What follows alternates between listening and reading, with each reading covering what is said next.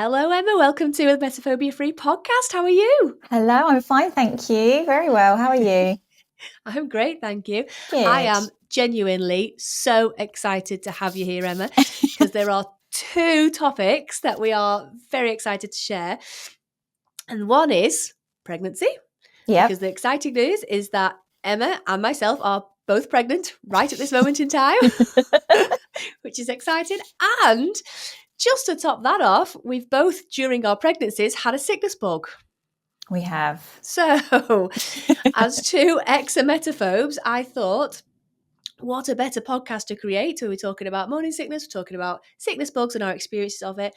And Emma was one of my lovely clients. We started, I believe, this time last year, I February think last it year, was wasn't near it? enough a year ago. Yeah. Yeah. So, yeah. Which is really exciting. So I'm really excited to have a good old catch up with you because it's been a few months since we've last spoken. Yeah. And that's going to be the gist of the podcast today. So do you want to start us off, Emma, with whichever you want to start with? Maybe your experience of getting pregnant as an ex-emetophobe or your experience of the programme. I'll leave it up to you. What do you want to talk about first? We'll start with the pregnancy first because that's kind of like what happened first. Yes. Go on then. So it wasn't exactly in my life plan. Right. And I don't know whether that was down to just emetophobia or I don't know. I guess it played a part in it though. You always sort of think, would I cope with a child who was poorly? There's probably more chance of me getting poorly with all bugs and things like that. So, all these things sort of crossed your mind. Yeah. But then I found out I was pregnant and then I thought, well, it could be now or never. Yeah. And I'd been Happy through surprise. I'd been through the program and I thought, well, I've got the knowledge now. I've got, the tools that I need to manage my thinking. And I thought, let's just roll with it. So Amazing. the morning sickness started. I wasn't physically sick with that. It was just the nausea. Yep. But like a year ago, I'd have been like, oh my God, horrendous. I could never, ever cope with morning sickness. It would just be awful. But this time I just thought, well, yeah, I feel sick, but it's all for a reason, and I shouldn't catastrophize anything. And I did cope. It wasn't pleasant and it doesn't last, does it, as you know? Yeah. We know. So how far, for people that are listening now, how far along are you and when did it start, the morning sickness? When did it finish for you? And what was your experience of it when you were in it? So I'm 33 weeks now. Yeah. So I haven't got long to go. Yeah, no, I'm excited. I'd probably say the nausea sort of started around week sort of 6 to 7. Yep. And I was just like, oh no, I really hope this is just going to go away tomorrow. No, it didn't. Yeah. Maybe the next day. No. It was just constant. It was just like, I didn't want to eat anything. I didn't want to drink anything. I didn't fancy anything. And it was a struggle. Yeah. But yeah, it was all for a good cause. So I can't remember what the other part of the question was. It was, what was it like when you were in it? So it's past now for you at 33 weeks and I'm 22 weeks. I'm a few weeks behind you, but mine's also past now. Yeah. Well, for the most part. But when you are in those days, because they do tend to be days, don't they? Mm-hmm. Weeks of morning sickness, what was your experience like as an ex-emetophobe? Because I think you could put yourself back into your shoes when you were an emetophobe and say how that experience would have been different. Yeah. So that's my question. What was the experience like for you? So, I mean, it wasn't exactly like a walk in the park. I didn't enjoy it and think, oh, well, it's fine. I've been through the program, I'll be fine. I still sort of had those niggly sort of feelings like, oh God, I feel sick. It's a horrible feeling. Like, what am I going to do if I have to be sick somewhere and I'm not at home? And, the old familiar thoughts start creeping in. I just thought, it is what it is. You can cope. you know, you've got the knowledge, you've got the tools. You've just got to kind of trust yourself to know that you can do it. I think a couple of years ago, I would have been petrified of falling pregnant for that reason. Yes. Because I would think, oh Yeah. my God, there's no way I could be sick every day or feel sick all the time. It just wasn't. Yeah. No. No, it just wasn't a thing. It just wasn't Absolutely. a thing. Yeah. So when we're talking, pregnancy and morning sickness, even people without emetophobia don't enjoy it. It's Exactly. nobody's most fun thing to do is to go through No. that morning sickness phase. Nobody enjoys it. Nobody enjoys the feeling of nausea, No. and the not fancying things, and then your favourite foods that suddenly become absolutely revolting to you. You're like, oh, I can't eat that. Yeah, right it's now. so weird. Really bizarre. Yeah. Really bizarre. Mine, this time, it wasn't the first time around, but this time around, I'd worked so hard for so many years to be able to eat chicken. I love chicken now. I eat chicken every week, at least once a week. Yeah. Love it. The smell of chicken cooking, couldn't hack it. No way. But then by now, like last night, You're chicken right. curry, not a problem, having a lovely time. Couldn't bear it. It's really strange. bizarre, isn't it? Yeah, it is strange. Did you have any specific smells or tastes or things that you couldn't bear for some reason? I had a lot of smells, and they were things like my normal perfume that I used to love. Couldn't bear it. Washing powder, absolutely not. I was actually looking for like non-scented washing powder in the middle of the night because, online, because I thought I can't bear the smell. I don't know, like even our spare room, every time I went in there, I thought, oh God, there's a funny smell in here. And my partner was like, no, there isn't. And I was like, yeah, there is. And like car air freshener, like really strange, like not so much food for me. It was just like more perfumey type things. Perfumey stuff. Yeah, it's weird. But that's all gone now, so that's good. That is good. But first time around, when I was pregnant, I was the same. It was the smell of the dryer. Yeah. So it was the drying of clothes, and I was the same. I was looking for unscented washing powders and detergents because the smell of that I couldn't stand either. But the beautiful thing is, as unpleasant as morning sickness is, your ability, or I'm speaking for myself now, but my ability to be able to manage my emotions in that moment when I did feel nauseous, when I did smell something, I thought, whoa, and it turns your stomach. You can manage your emotions so that you can cope and you can get through it. And it's not your favourite day and it's not the best time to be, feeling that way. Nobody likes it. No. But I can do it. I know it's going to pass. I know it'll be temporary. I can handle this. Yeah. And that's the skill, isn't it? Yeah, definitely. Yeah. Yeah. I mean, it would have been easy to sort of freak out and think, oh no, I can't do this. I need to get out of this room. I need to get away. I need to get in the fresh air. But don't need to. No, don't need to.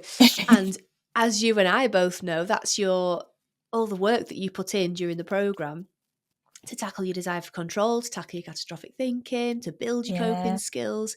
You put all of those in. And actually, I don't recall ever talking about morning sickness with you or having a family. No. I might be wrong there. No, I don't think we ever did. discussed that, did we? No.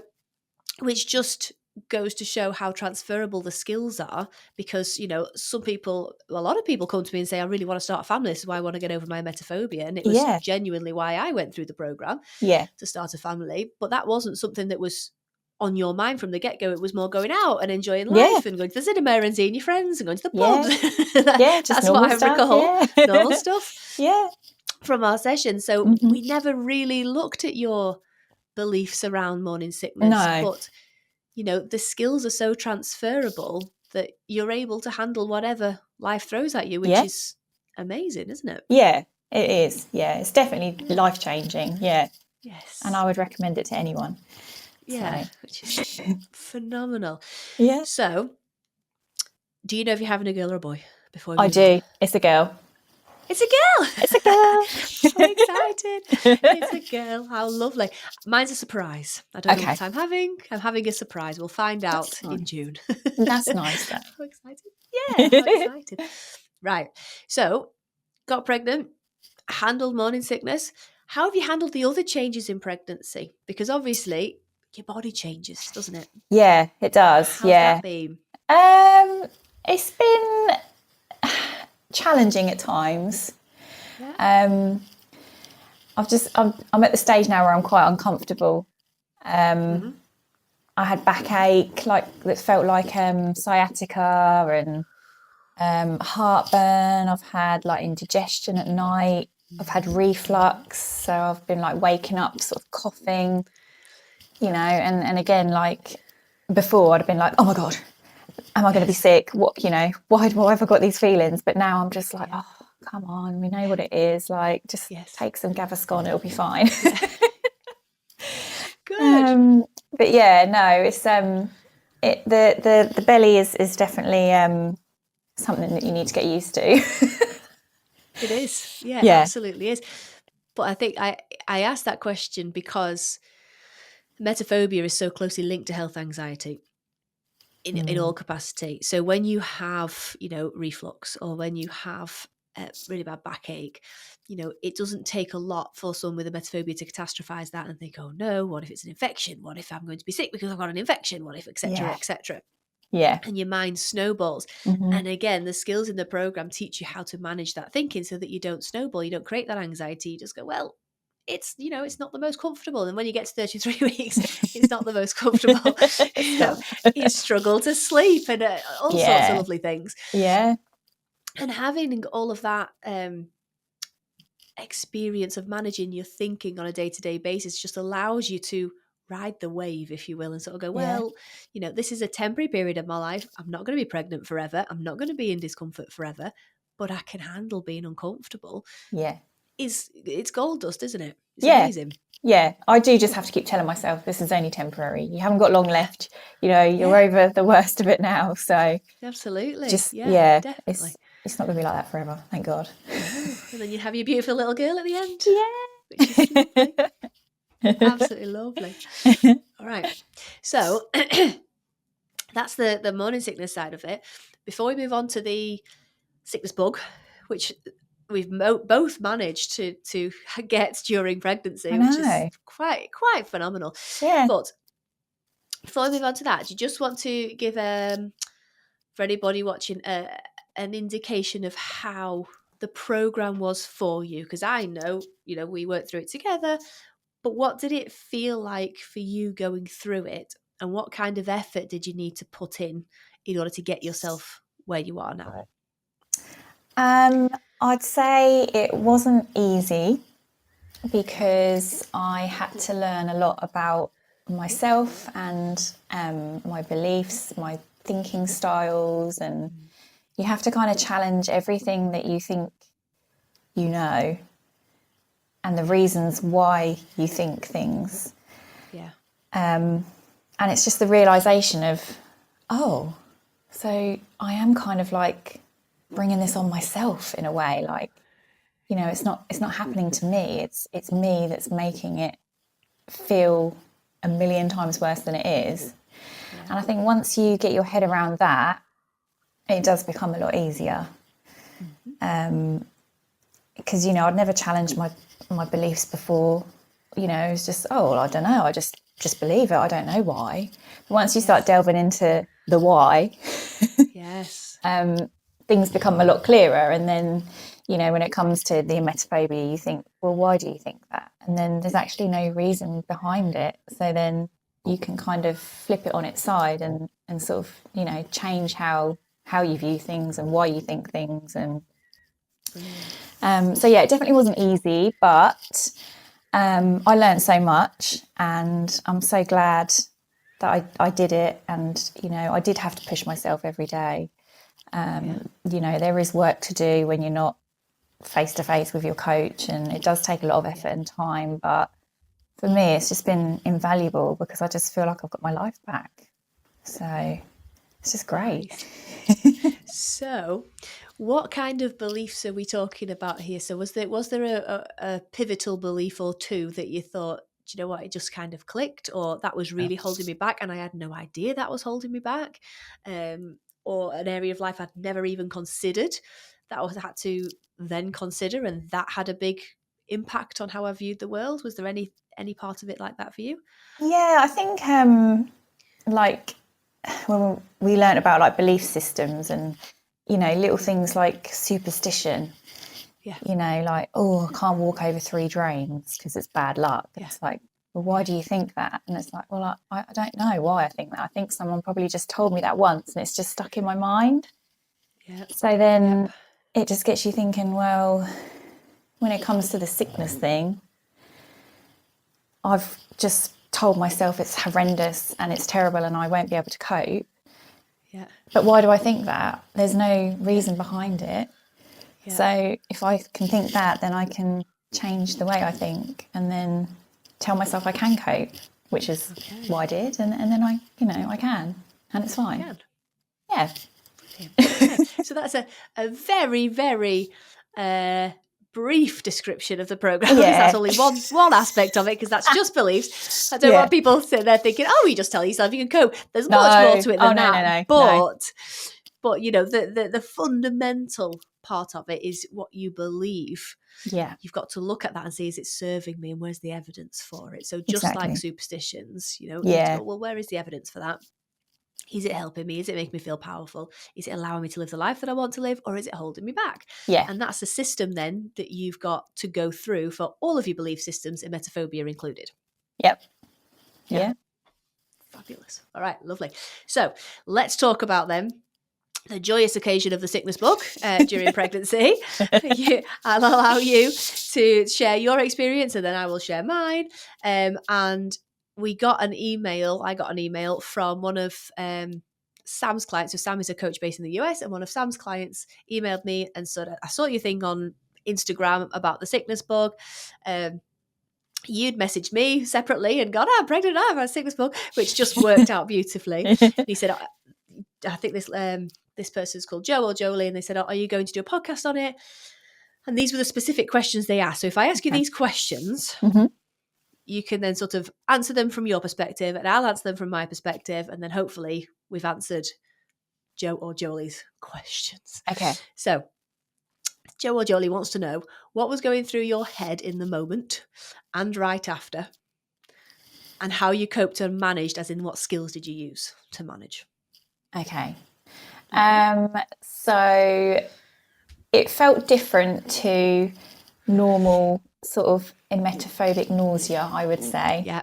Yeah. It definitely felt different. And I kind of thought, I remember this feeling. Although I hadn't been sick for years before, I just thought, no, I know it feels different. It's different to anxiety. So, I just went to the toilet and did it. Yeah. And I was thinking, this is horrendous. Like, I can't breathe. Like, this is, awful. But it was over quickly. And I felt better straight away. Yeah. Yeah. And I thought, oh, well, I didn't die. Yeah. And that was that. And it was, less, what was it, a few minutes, if that, of discomfort. And, but then I just thought, I think I'd imagined it to be so much worse. Yeah. And I thought it, in my head, I would catastrophize and think it's going to go on and on and on all night. And, I just wouldn't cope. But it was over quickly. I just thought, why on earth have I been like worrying so much about that for most of my life? Yes. Seems a bit silly, really. Yeah. Okay. So we both agree then that it's not a pleasant experience to have a sickness bug, and I'm pretty sure most people would agree it's not a pleasant experience to have one. No. However, when you described that first part then, when you said, oh, this feels different, when that, let me rephrase this, when you were an emetophobe, and you would create the panic about being sick and the anxiety, and that would bring on the nausea, and you get stuck in that nausea anxiety loop, there would be a lot of panic involved in that, because you think, well, maybe this is different. Maybe I am actually going to be sick. Maybe I'm not going to be able to cope. What if I am sick? What if this and what if that? And then you would create more anxiety, more stress, a lot of panic about it. Yeah. What was different this time when you thought, oh, this feels different? I was definitely a lot calmer. Yeah. Because I guess I kind of knew I wasn't creating it myself. and I wasn't making it worse. I was just more accepting of it and just thought, well, if it's going to happen, it's going to happen. I'm at home, it's not the end of the world. Like, and my mum had been poorly as well, so I knew that it was quite likely that I'd got the same thing as her. So it definitely wasn't as traumatic as I imagined it would be. Brilliant. So the word there that I loved when I was reflecting on my experience was accepting. I accepted it. Karma, and I accepted it. And that was exactly the same for me. So it was one of those, this feels different. Now mine came right in the height of morning sickness period. So so I was morning sickness nauseous for the majority. My baseline was nausea. And then one morning I woke up and I thought, this is ramped up a level. This doesn't feel like morning sickness. This is a bit more intense. But I went about my day as normal because I didn't know if it was just ramped up or if I was just having morning sickness because I was feeling nauseous all the time anyway. Yeah. But then it kind of got to a stage I was like, oh no, actually. And then I started being sick. And it was one of those, and I was saying because it was my little girl that had been sick. And I thought, this is probably what this is now because I can see the link there. Yeah. There was no panic. There was no anxiety even. There was nothing that scared me about it. I didn't enjoy the feeling, but it was one of those things that happened. Wasn't pleasant, didn't taste very nice, but it was accepting the situation and being able to know that, well, okay, if it happens, it happens, and not try and control it. Yes. And I think that's the key in not trying to control it, because I think that's where a lot of the stress and the panic and the anxiety comes from. And it's, oh no, I can't be sick. How do I avoid being sick? Now, neither one of us tried to avoid it, did we? No. That's true. Right? Just accepted it, knew it was going to happen, so just rolled with it. Right. And that's key. Okay. So part of the program is desire for control. Now, when I was an emetophobe, when I felt sick or thought I was going to be sick, I did everything in my power as humanly possible to stop myself from being sick. So I would lie still. I wouldn't speak. I would, right. So I would do absolutely take the antiemetics, do anything I could possibly do to try and stop myself from being sick. Yeah. Now, that was not the same this time because we have both worked on our desire for control. Yeah. And once you really understand emetophobia and understand that it's actually nothing to do with being sick at all. No. It's all to do with the emotions you create about it and that really high desire for control that you've got. Yeah. To always feel in control and always be the one calling the shots. And when you don't need to be anymore and you go, well, it is what it is and I'll let it happen, my body will do its thing. You don't then create that same panic because you're not trying to control it. Yeah. If you accept it, let it happen, you're much calmer. Yeah, definitely. Yeah. Go on, you sort of say something then. I was just going to say, I think that's key. Like it is, control and acceptance, and you can't control everything all of the time through life. So you've just got to, roll with it. Yeah, and that links beautifully to pregnancy, doesn't it? Especially your first pregnancy, because you don't know what to expect with your first pregnancy. You don't know how long what is going to be like or what it's going to be like for you. Everything is also kind of out of your control because your body's doing its thing. It's growing and changing shape and doing whatever it's doing. It's not something that you've got control over, and being able to sit within that and go, I don't need to control this. I can cope. I can manage whatever pregnancy throws at me. I can do this. Is massively important to overcoming your emetophobia. Yeah, definitely. Yeah. And I spoke to my midwife. I don't know if this is really related, but you have to have like a birth plan and blah blah blah. She sort of said, well, what are you thinking? And I said, well, to be honest, I haven't really got like a massive desire to have a certain birth. Like, if the pool's free, I might go for a little water birth, but I'm not too bothered. I don't want to set myself up with the expectation to then be disappointed. So I was like, I'm just going to be guided by you guys and just roll with it. And she said, I think that's brilliant. She said, because, some people say they want this and this, and then they get in there and for whatever reason it doesn't happen. And you're just disappointed, you're stressed, you're all het up. So I think I'm definitely, I've definitely like my desire for control is just like a lot lower nowadays. Yes. Which is great. which is great. Because when your desire for control is a lot lower and your coping skills are higher, you don't create the stress every day or the anxiety every day. No. Like the experience of life is so much different. Yeah, totally. Yeah. Completely. Yeah. Okay. So that was, excuse me, the first half of Joe or Jolie's question was what was going through your head in the moment. Yep. What about right after? I think I just thought like, okay, well, that was that then. And, you know, I'm still here. I'm still alive. And I actually feel a lot better.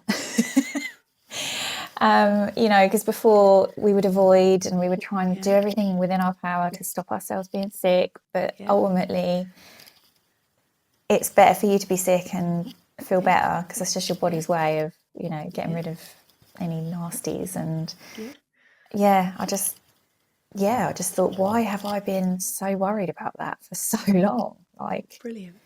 Just felt a bit silly, really, but you know. Okay. Good, yeah. So mine was slightly different. It's pretty similar, but slightly different. So mine was right after was, I'm so proud of myself. every time I've been sick since overcoming emetophobia, it's happened. I've been sick. I've gone, oh, that wasn't very pleasant. Smashed it. And I literally give myself a pat on the back and I'm like, yeah, well done you. Because that one time would have floored you for, months. Yeah, you'd have been, catastrophizing and thinking about it, replaying it in my mind and replaying how awful it was and using all that dramatic language around it. But straight away this time, it was very much, well, being sick, smashed it. Well done you. Yeah. Absolutely nailed it. Really proud of you. And I literally gave myself a little pep talk and I praised myself for getting through it. And then got myself back in bed and got myself comfy for the next round. Yeah.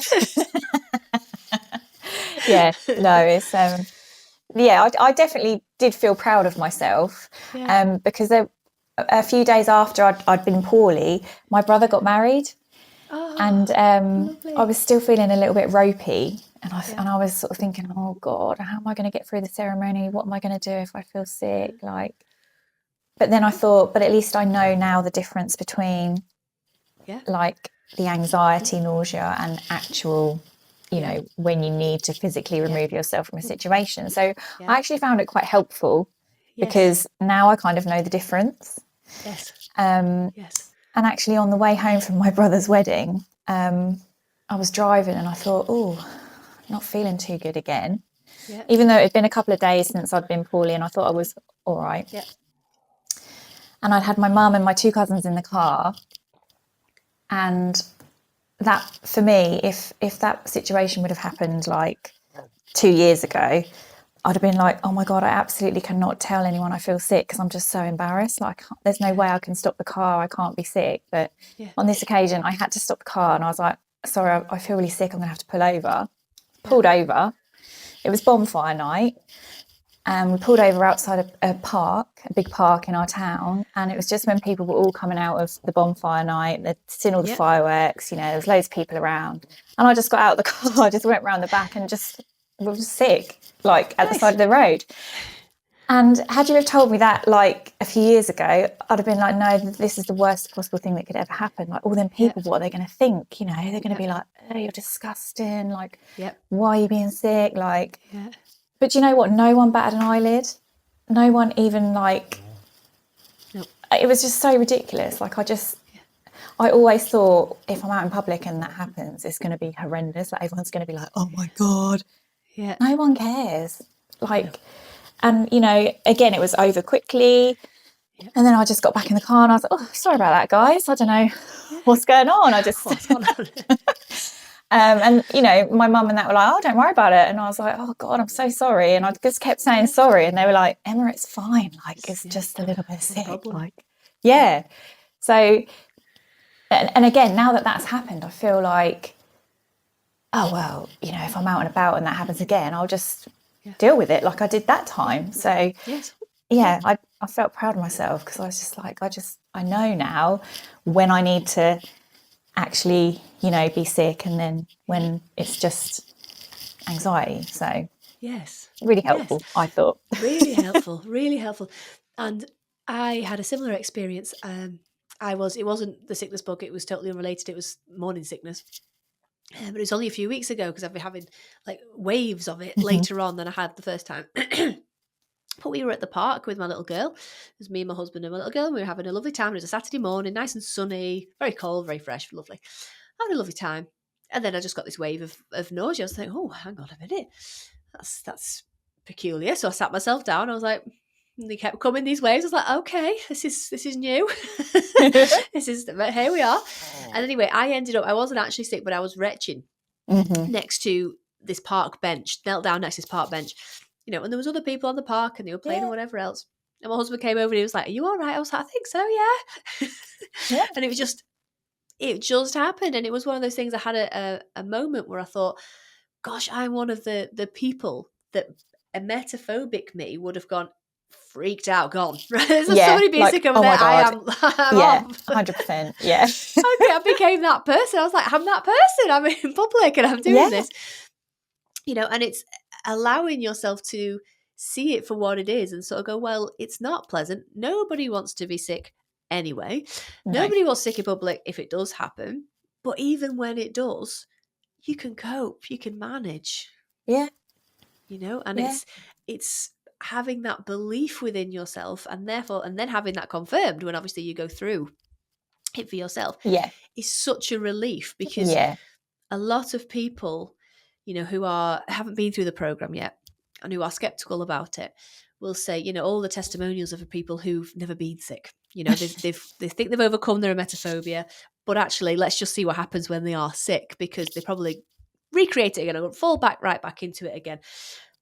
Well, both of us have been sick, me multiple times, never recreated it, not even a glimmer of it. No. Because you know exactly what you did to create it in the first place. Yeah. And you know exactly what you did to uncreate it. So you don't put that energy and effort in to recreate it again. Why would you do that? Yeah, it's not worth it. It's definitely not worth it. No. And it would just be nonsensical, wouldn't it? So you go, well, I've worked so hard to get myself here.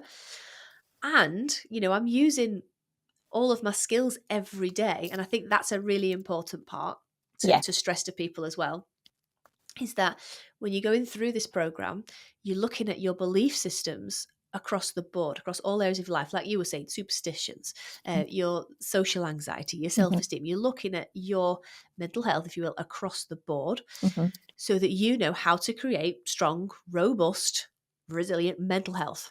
Yeah. Every day, day in and day out. And you practice it day in and day out. Yeah. So that when you're faced with a challenge like morning sickness or a sickness bug, you know how to do it and you know how you can cope with it. Yeah. Because you're practicing those things all of the time. Yeah. It's not something that you learn. It's not like a set of calming techniques, if you will, or things to do, like a sticking plaster to get you through feeling nauseous. Yeah. That's not it. No, definitely Do you agree not. with that? Yeah. It's definitely it's more like life skills and something that you kind of, carry on and you take it through, as your life progresses. And they should probably teach it in schools. Oh, they definitely should teach it in schools.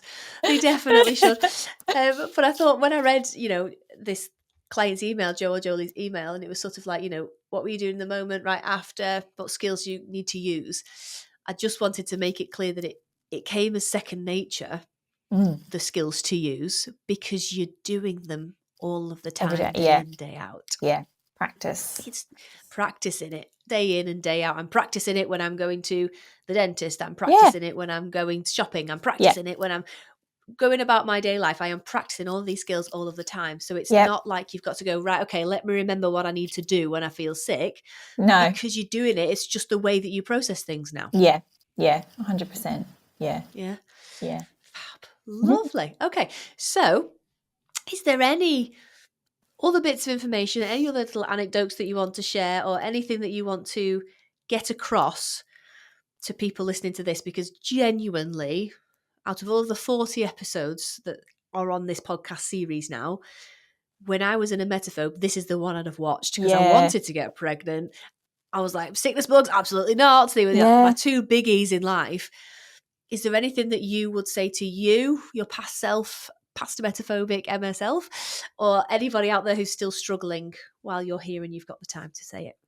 To myself, I would say don't hesitate to do the program, because it will honestly change your life. I lived in fear for years. You know, I avoided things, situations, missed out on so much. When I look back, I look through my 20s and my early 30s. There was loads of things I said no to, you know, because I was scared of this. And now I just think, God, that is such a shame. Like, I really wish I'd done this sooner. But, you know, it is what it is. I've done it now, so I can now move forward. So I'd definitely say to someone who's considering doing the programme, just try it. That's all you can do, is just try. You can either stay where you are or you can move forward.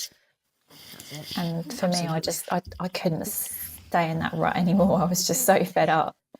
Absolutely. Yeah, and I had someone, because I've got a page called the Emetophobe.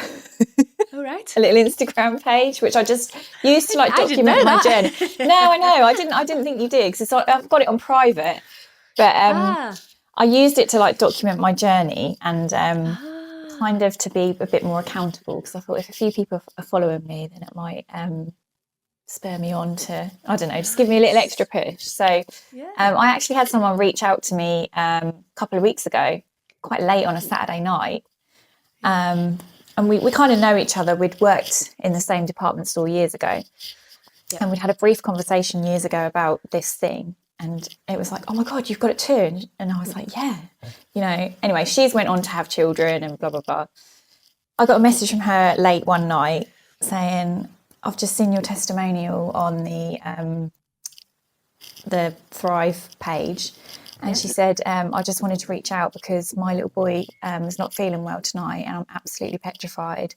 She was like, you know, I feel like I can't cope. This has taken over my life. And should I do the program? Like, I just don't know what to do. And I was just like, I am here for you. Like, honestly, I know exactly how you feel right now. It's just awful. It just consumes your life. So I'm going to meet up with her this week. And we're going to have a chat about it, and I am going to encourage her to do the programme. Fabulous. Fabulous. Saving the world one emetophobe at a time, Emma. I love it. Yeah, trying to.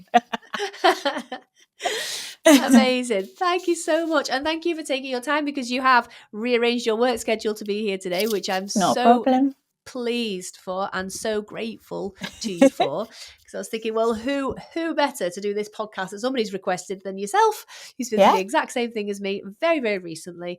And, you know, I hope it's been helpful to everyone who's been listening. If there are any people who watch this and think, okay, well, I still not had that question answered, just send it in to us. We'll cover it on another podcast. But to you, Emma, a huge, huge, huge thank you for coming today and for obviously doing the testimonial and being here and sharing your story, and for being an inspiration to people who are, you know, not thriving yet. They're not through their emetophobia. They're wanting to have children. They're thinking, I'll never cope with sickness bugs. And you're there going, well, done both. You can do both. You can do it. You absolutely will. Yes. If I can do it, you can do it. I promise, honestly. There we go. So thank you so much for taking the time to do that today. And congratulations again on your little girl. Thank you. And to you too. Yes. And enjoy the next however many weeks you've got left, as uncomfortable as they are. And then you've got a fantastic little surprise waiting for you at the end, which is just gorgeous. So little first baby, which is I can't wait. Made up for you. Absolutely made up. Thank you so much. Thank you so much, and I will speak to you really soon.